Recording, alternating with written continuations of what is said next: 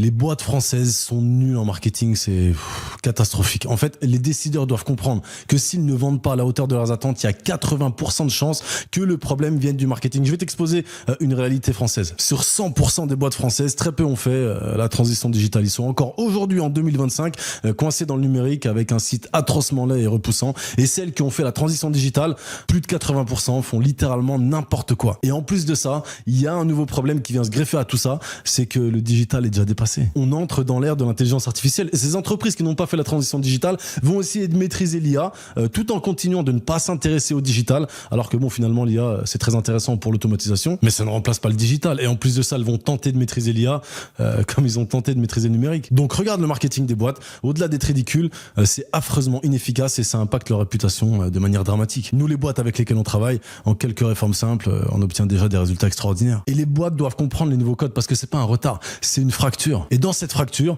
se décidera qui survivra et qui deviendra une relique. À l'époque, on disait que le marketing c'était 30% du budget. En 2025, le marketing et les process ne sont plus une fonction, c'est l'ossature même de l'entreprise.